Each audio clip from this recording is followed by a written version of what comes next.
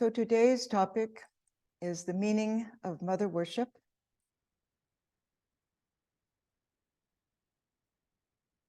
And it's going to be a PowerPoint presentation.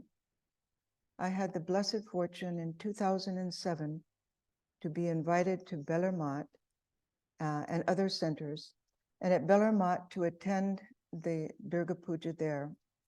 Revered Swami Atmastananda was the then president, and he invited me to sit very, very close to the image.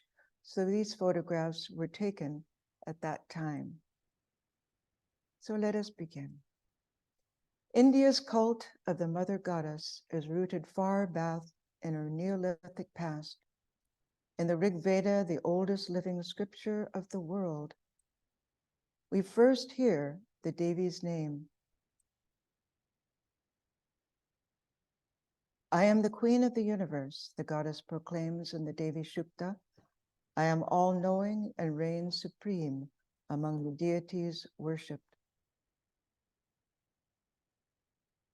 Though feminine divinity in India was overshadowed for a period of about 1,000 years by the patriarchal Aryan pantheon, the cult of the mother goddess again resurfaced in the period of the later Upanishads. However, it was the Tantric movement from 500 to 1300 CE that brought the goddess of innumerable names to power in popular Hinduism. With a recent excavation at Mohenjo-daro and Harappa, a pre-Aryan civilization dating from 7,000 to 1,000 BCE was uncovered, and along with it, a rich dimension of the goddess was unveiled. This in turn gave rise to her noticeable resurgence in Western cultures. Today, religious scholars recognize India's philosophy, ritual, and devotion of the goddess as perhaps the most sophisticated, widespread, and profound of any other goddess tradition in the world. There are innumerable goddesses within Hinduism, and each evokes a particular aspect of feminine divinity. Lakshmi is the goddess of prosperity. Saraswati, the embodiment of knowledge. Ma Kali, a symbol of power. And Mother Durga, the protectress of the universe. And each one reigns supreme as an icon of the supreme Brahman. Though temples to the Divine Mother are prevalent throughout India, from Kanyakumari on Cape Comorin to the Kshir Bhavani Temple in Kashmir, and from the Amba Temple in Rajasthan to the Kalighat Temple in Kolkata, nowhere has her worship attained more popularity and cultural refinement than in Bengal, where it is today's dominant faith and practice. The most poignant example of her popularity and elaborate worship is the 5-day autumn celebration of the Divine Mother Durga. And here we have an emblem of Mother Durga. We in Santa Barbara had devotees who lived in India in the 1940s and had the opportunity to meet many of the wonderful swamis there, direct disciples of the direct disciples. And one in particular gave this couple the original painting that was in Kolkata at the time of Sri Ramakrishna, when he came to visit a devotee's home, and when he saw this particular painting, he went into samadhi. And so a copy of that was made, and I brought that here to the Dallas Center to worship. You see her on the altar behind me. And in Santa Barbara, every year we hold a Durga Puja celebration, just as Hollywood holds the Kali Puja, Tribeca holds Vivekananda's 4th of July, and San Diego holds the Krishna Janmashtami. We in Santa Barbara have for many, many years held the only Durga Puja in the Vedanta Society of Southern California, and this is the image that we have worshipped alongside Holy Mother.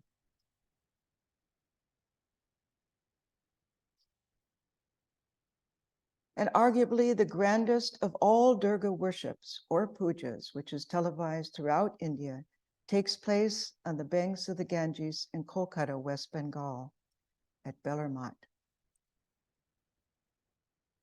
headquarters of the Ramakrishna Math and Mission. In nearby villages, fields are lush and green from the monsoon rains, and the oppressive heat of summer has subsided. Thus it seems a fitting and auspicious season for the advent of Mother Durga's descent from the Himalayas to the Gangetic Plain. Sri Ramakrishna, the great 19th century Indian mystic whose worship and intense longing for the vision of Mother Kali is said to have awakened her image at the Dakshineshwar Kali temple, used to explain, "O God, thou art mother, and I am thy child. This is the last word in spirituality." So we may ask, why is this so? The answer is simple. Of all human relationships, the mother-child relationship is the most natural, intimate, and unselfish. It is the mother who is altogether child-bearer, nourisher, comforter, and protectress of her children. Her love is unconditional. By adopting this relationship with God, spiritual seekers automatically experience an intimate connection with the aspect of God, the mother, they cherish as their chosen ideal.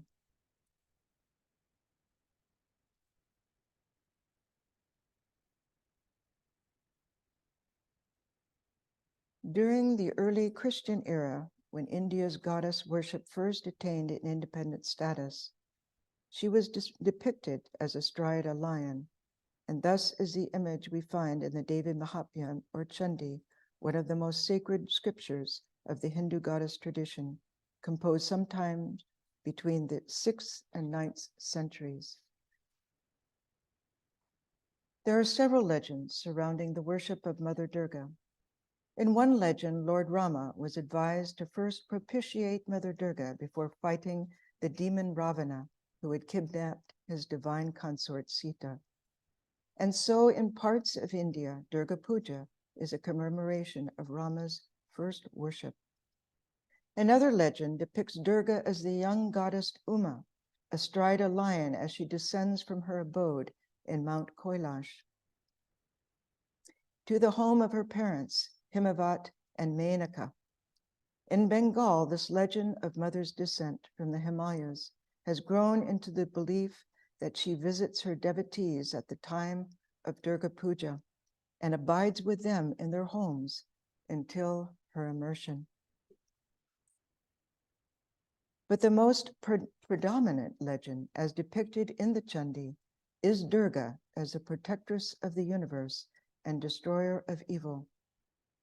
In this aspect, she reigns supreme, bereft of any male consort, and she destroys single-handedly the cosmic army of demons and its leader, Mahishasura. The Chandi is a vivid allegory depicting the battlefield of life that takes place both within the ordinary mind and the world. In this sense, the Chandi exposes the harsh reality of evil which exists in the world, but at the same time, it offers the aspirant a spiritual solution. What is the metaphysical principle behind mother worship? The goddess Shakti is the dynamic aspect of the ultimate reality, Brahman. Sri Ramakrishna used to say, Brahman and Shakti are identical, like fire and its power to burn. Shakti, then, is the power of Brahman. So to the devotee, she is not simply a disinterested spectator of life. She is an active participant in the world arena. and when propitiated, she empowers and protects her devotee. Sarada Devi, the virgin wife of Sri Ramakrishna, who is venerated throughout the world as Shakti incarnate, reinforced this divine quality when she made the promise to her devotees and disciples. Always remember that you have a mother. Swami Vivekananda, foremost disciple of Sri Ramakrishna, first started the Durga Puja at Bellarmine in October 1901. After his return from the West, which was considered as much a breach of orthodoxy as was his disregard for caste rules, the Swami understood that in order to quell the Indian misunderstanding of the fledgling Ramakrishna order, it was essential to invite the local people of Kolkata to a traditional Hindu celebration held within the Bellarmine compound. Swami Vivekananda also envisioned that such a worship, which includes the worship of a young virgin girl as a special manifestation of the Divine Mother, would elevate Hindu society's awareness of the potential divinity within all women, and thus serve as a much-needed catalyst for the uplift and empowerment of Indian womanhood. So it began here. In order to inaugurate Bellarmine's first Durga Puja, Swami Vivekananda sought the approval of Sarada Devi, who was staying in nearby Bagbazar, Kolkata. Not only did Sarada Devi give her wholehearted consent, but she arrived with other women devotee companions to attend the entire 5-day worship.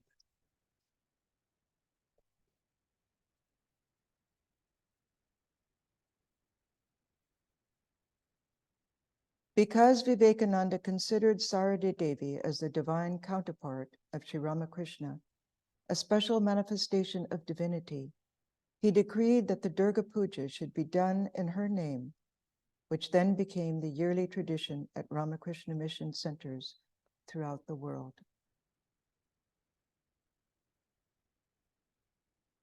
In an 1894 letter to his brother monk Swami Shivananda, Swami Vivekananda asserted, "Brother, I shall show how to worship the living Durga, Jivanta Durga, and then only shall I be worthy of my name. I shall be relieved when you have purchased a plot of land and established there the living Durga, the mother," meaning Sarada Devi. Thus, the first Durga Puja at Bellarmine was conducted in a huge open-air covered hall on the Bellarmine grounds to the north of the original old shrine. Thousands of Kolkata residents, irrespective of sex, caste, or creed, flocked to the 5-day celebration. Durga Puja takes place within a special 9-day period in autumn called Navaratri, and we have entered that period of time, following the first day of the new moon. During this period, and with organized community effort, outdoor pandals are erected throughout Bengal in cities and village areas alike. Like others, the construction workers hired at Bellarmine are specially trained in pandal workmanship, using bamboo poles, wooden planks, and fabric, so that when the huge pavilion is finally completed, no one could guess that it is only a temporary structure.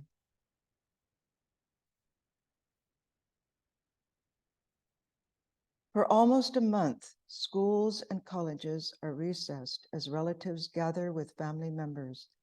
New clothes are purchased for the grand worship, and there is much feasting, dancing, and celebrating.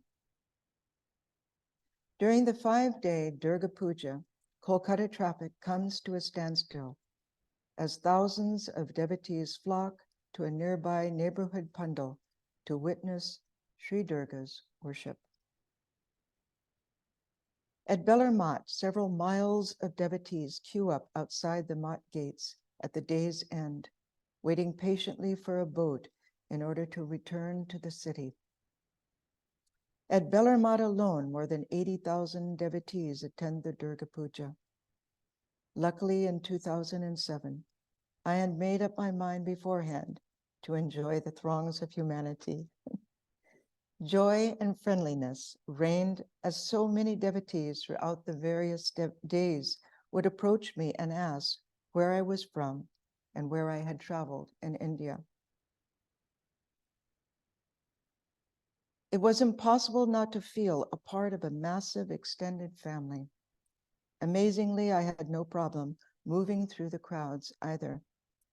I quickly learned the practice of adopting the extrasensory skills of a good Indian driver in order to weave one's way by intuition through the human mass. And then, as if by magic, the Red Sea parts. In 2007, Swami Pramayananda, long since passed away, but he was then the manager of Belar Mat, explained that Durga Puja is unusual in several ways because it worships the Divine Mother, first, in something living, second, in a vessel of water, third, in the image itself, and fourth, through her mirrored reflection. The living medium through which the goddess is first invoked is a branch of the sacred bel tree, and then later a combination of 9 plants called Navapatrika, which denotes the primal form of Mother Durga as the harvest goddess.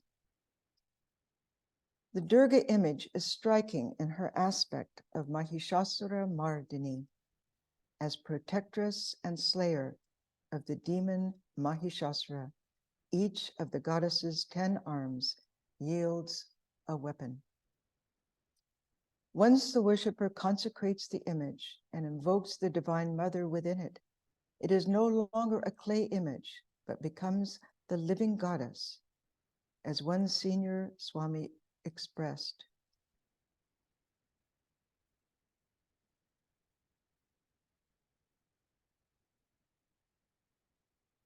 Radiating power, knowledge, love, and joy. The Divine Mother of the universe who has come to bless her children and to assure them of her love, help, and protection.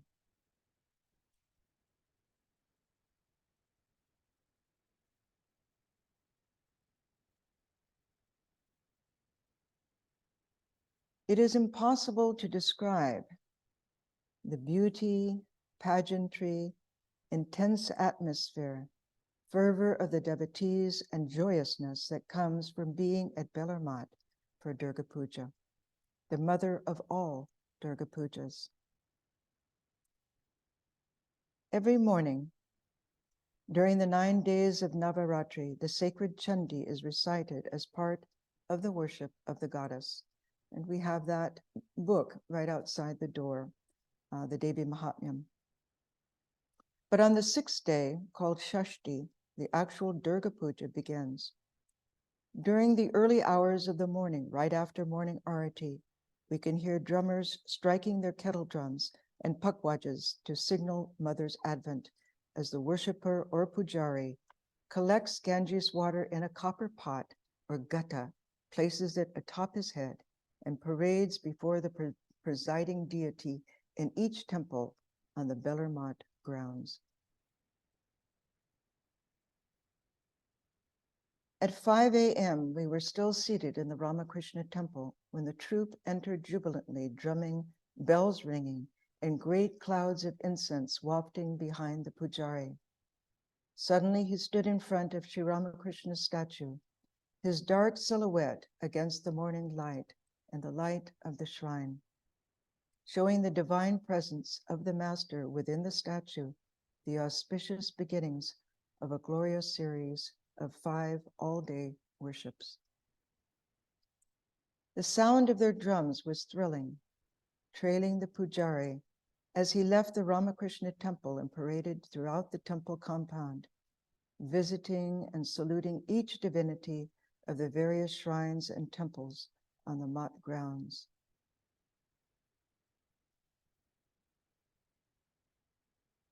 Finally, the copper vessel was placed in the huge Pandal shrine to the left of the 12-foot image of Mother Durga, and the pujari performed a sankalpa, or sacramental intention, to undertake the 5-day worship without error.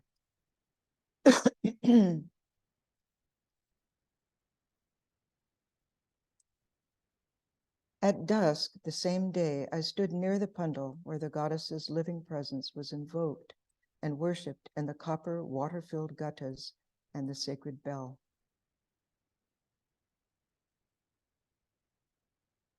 For 3 hours, the pujari propitiated, worshipped, and prayed to the goddess to awaken in her image.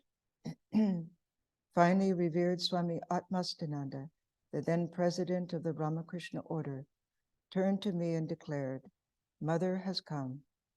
He added, "She was there," pointing to the water-filled guttas and the bell, "and now she is there," pointing to her image at the main altar. Indeed, Mother Durga had come. Her presence was palpable. With 26 sacramental offerings, the pujari then worshipped the living goddess in both her bell tree form and her image. To protect the altar where the Divine Mother's presence was established and worshipped, the pujari strung a red-colored cloth, thread attached to 4 sticks around the site.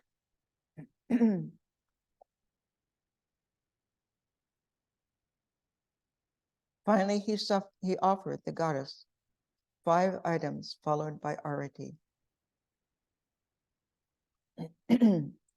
For the rest of the days, the Divine Mother's evening arati following Sri Ramakrishna's arati was grand in scale. It lasted about a half hour each evening as 3 pujaris, amidst intense drumming and bells clanging, simultaneously offered back to the Divine Mother the 5 elements of the universe, components of her daily cosmic cycle of involution and evolution. At dusk, arati symbolizes and venerates the world of multiplicity, dissolving back into its source, pure existence, the supreme Brahman. First, there is light, then water from the conch shell, a cloth symbolizing space, the flower as earth,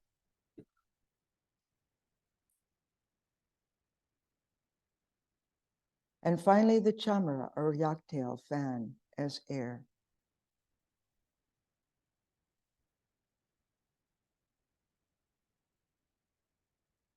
On Saptami, the 7th day, the pujari invokes divinity in the Navapatrika, a cluster of 9 plants, including the bell, gives it a ceremonial bath, covers it with an orange-colored cloth, and installs it on a wooden seat to the left of the Durga image. Sari-clad, the bell cluster of plants, a stirring reminder of Mother Durga's ancient form as harvest goddess, seemed to bend in adoration and humility before her mighty image form of Mahishasura Mardini, protectress of the universe that is worshipped today. The pujari then performs a grand mirrored bath, followed by an elaborate 16-item worship of the Devi and a worship of the deities, attendants, and objects associated with the Devi. The puja is concluded with an impressive food offering, followed by evening arati. By combining a sense of beauty with form and movement, the ancient Vedic ritual and tantric elements of mother worship force the mind of the worshiper to remain occupied at all times on the object of worship, and thus congeal his thoughts into a single thought current flowing in one direction toward the sacred presence of God alone. It rained the second day, but that did not stop the crowds. Devotees put whatever covering they had over their heads, whether it was a handkerchief, a newspaper, a purse, and still they waited patiently in long, long lines for prasad, the sanctified food offering. I was so moved by the large-scale patience, forbearance, and devotion of these devotees who daily endured a long journey to and from the Mat grounds, heat, discomfort, and long lines in order to have the darshan or experience of Mother Durga.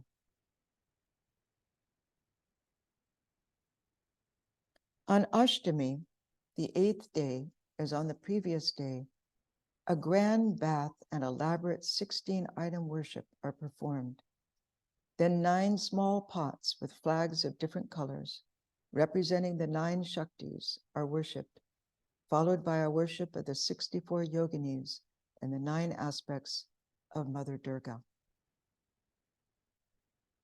Ashtami Puja is concluded with a food offering and arati. Then a vast and deafening roar from the crowd signals the arrival of the Kumari, a young 8-year-old virgin, bejeweled and dressed in silk. She is first taken to Sri Ramakrishna's temple to receive his darshan, and then whisked into the pandal, resting as a tiny bundle in the arms of her father and uncles, before she is placed on a throne near the shrine altar.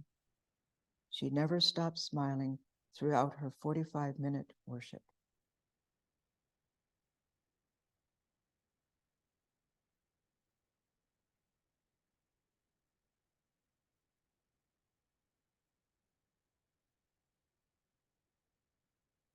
Finally, after her arati, she was lifted, throne and all, and presented to the crowds as they roared in jubilation and saluted her. And lo, her photograph appeared next day on the front page of the major Kolkata newspaper. Just before her entrance, the only disturbance in the puja had been the mad crush of newspaper photographers all vying for the same place close to the shrine. Finally, the Bellarmont Badge Corps of volunteers settled the affair once and for all by making them all move back from the puja area and sit down.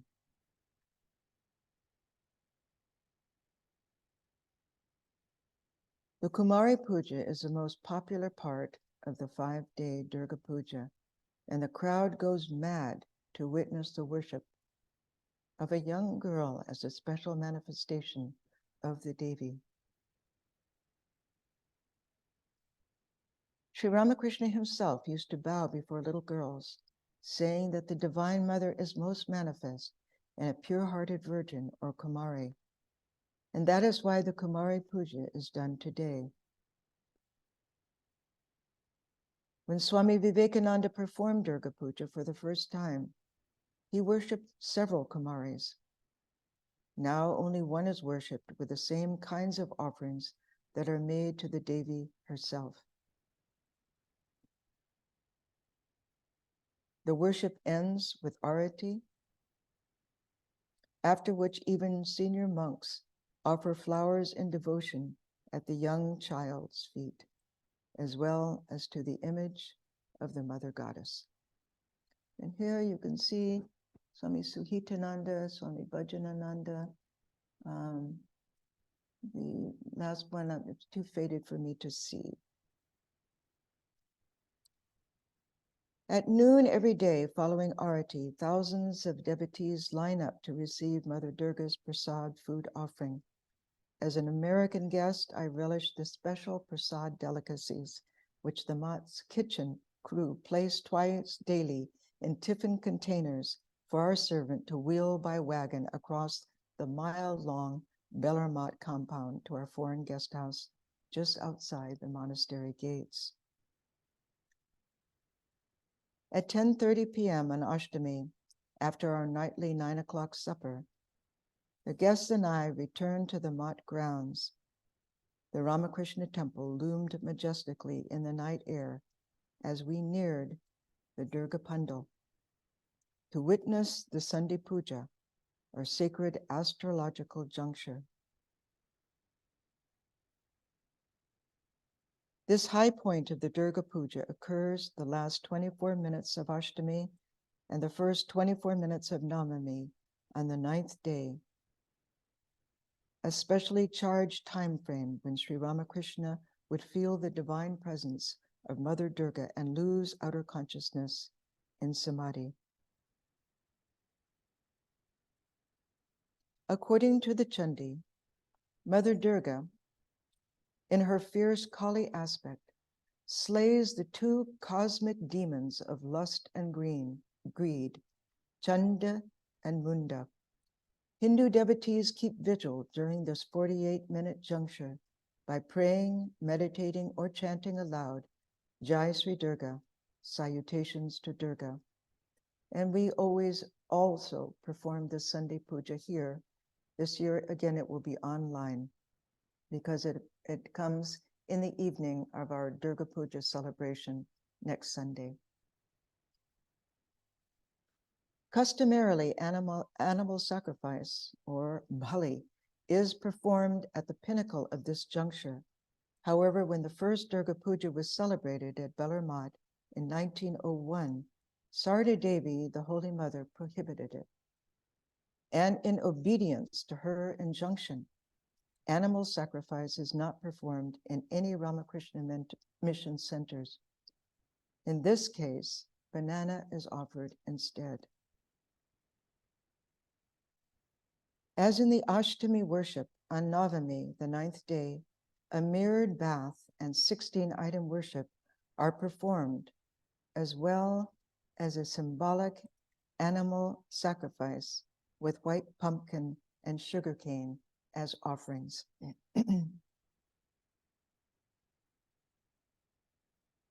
The pujari then performs a homa fire ceremony, which is a combination of Vedic and tantric rituals and mantras. And we perform a sacred homa fire at least once a year here, and now usually when Swami Sarvadevananda comes in the spring.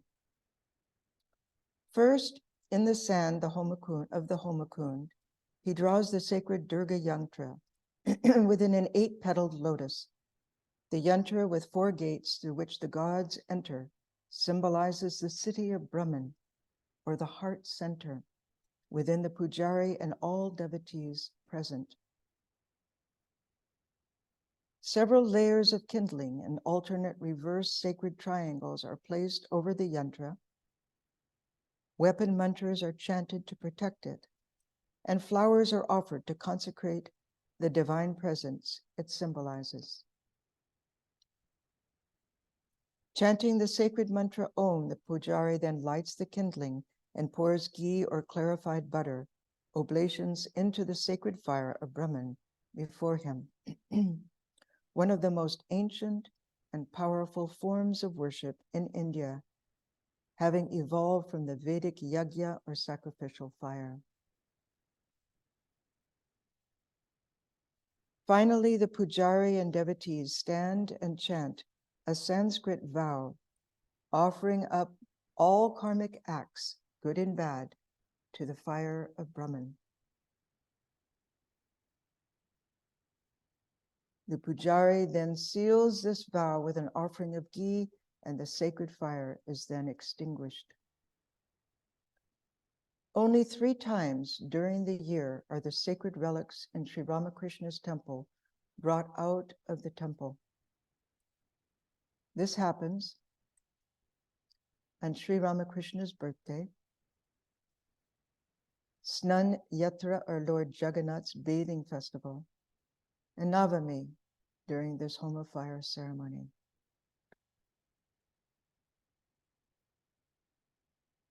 In the morning of Dashami, the 10th day, a brief worship followed by a simple, uncooked food offering and arati are performed. Then the pujari and tantradarik, or ceremonial prompter, circumambulate the altar and perform a ritual that entreats the living goddess in the consecrated image to return to her celestial abode.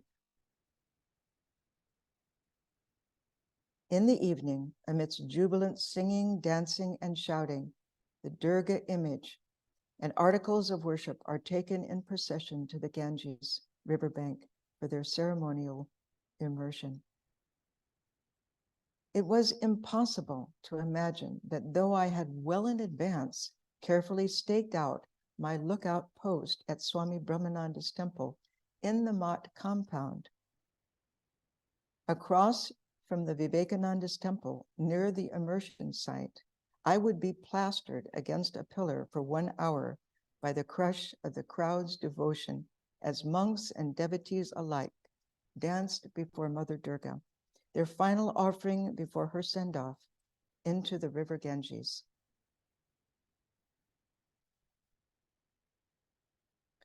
All the time, drumming, fireworks, and intoxicating shouts of glee from devotees rang out in the smoke-filled night air. At times, I also felt fairly lifted off my feet by the ecstatic mood of the crowd. At last, Mother Durga was immersed, and suddenly, as if by magic, the devotees' religious fervor subsided into peaceful calm. Slowly, we streamed in thousands back to the Pandal for the last solemn rite of the grand 5-day Durga Puja.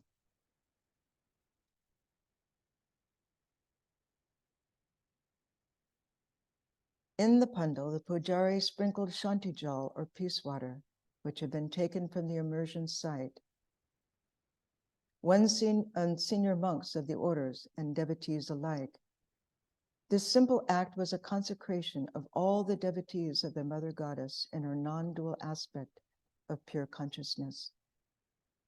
Traditionally, devotees and monks then embrace or salute one another as an expression of their relationship as children of the same Mother Goddess, who dwells in the hearts of all as the Supreme Self.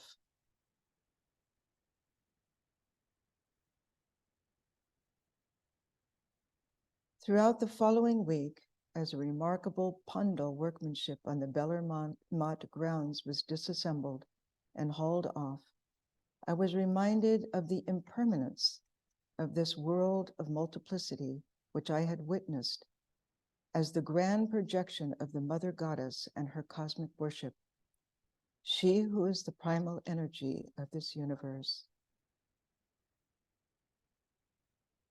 Now all that remains is a profound memory implanted in the heart, the true home of the Goddess.